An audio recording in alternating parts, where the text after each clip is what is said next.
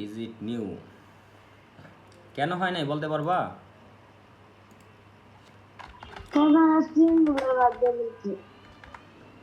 এখানে একটা জিনিস খেয়াল করো,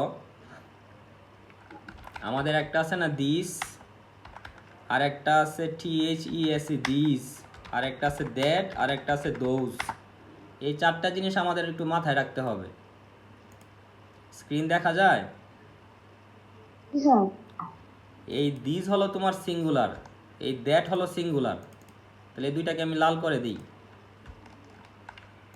এই দিস হলো সিঙ্গুলার, দ্যাট হলো সিঙ্গুলার। দিস হলো প্রেজেন্ট টেন্স, দ্যাট হলো পাস্ট টেন্স।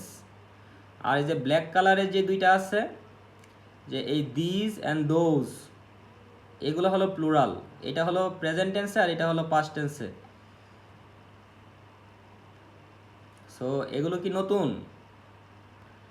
এগুলো একের অধিক। তোমাকে বলতে হবে যে আর দিস নিউ, এটা মানে এইভাবে বলবো আর কি, আর দিস নিউ, এখানে দিস ইউজ করতে হবে। এগুলো কি নতুন? আর দিস নিউ। বুঝতে পারছো?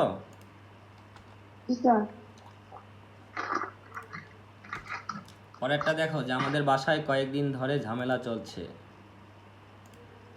এটাকে তুমি অনেকভাবে লিখতে পারো। এটা হলো প্রেজেন্ট কন্টিনিউয়াস টেন্স আর কি।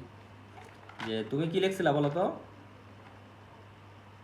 There are some, মা বলেছে, আমি বলছি মা ঝামেলা, মা বলেছে গেঞ্জাম, আমি গেঞ্জাম লিখে বলছি my house since few days. আচ্ছা দেখো, ঝামেলা মানে তো তুমি এখানে সিম্পলি লিখতে পারো না, যে প্রবলেম। জি স্যার। হ্যাঁ, তাহলে তুমি এখানে বলতে পারো যে প্রবলেমটাকে যদি আমরা সাবজেক্ট হিসেবে ধরি, তুমি বলতে পারো যে problem is going on at our home. তোমার লাস্টে যেটা ভুল হয়েছে, ওইখানে সিন্স হবে না, ওইখানে বলতে হবে যে ফর সাম ডেজ।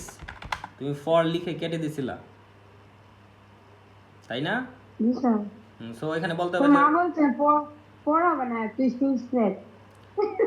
না, এখানে এই যে দেখো যে কয়েকদিন ধরে, তার মানে তোমার এখানে ফর দিয়ে বলতে হবে। আর তুমি যদি মানে এই সেন্টেন্সটা যদি এরকম থাকতো যে সকাল থেকে ঝামেলা হচ্ছে, তখন তুমি বলতে পারতো যে since morning, since evening, since night, since last night. থেকে বললে সেখানে সিন্স, আর এই যে ধরে, কয়েকদিন ধরে, for some days. So problem is going on at our home for some days. লিখেছ? জি স্যার। পরেরটা কি লেখছো বলো তো? সে কোনো কথা রাখতে পারে না। লেখো he can not keep any words. He can't keep any words. আমি তোমাকে বলবো, এটা তো মনে হয়েছে তাই না? যে আই উইল টেল ইউ, আমি তোমাকে বলবো।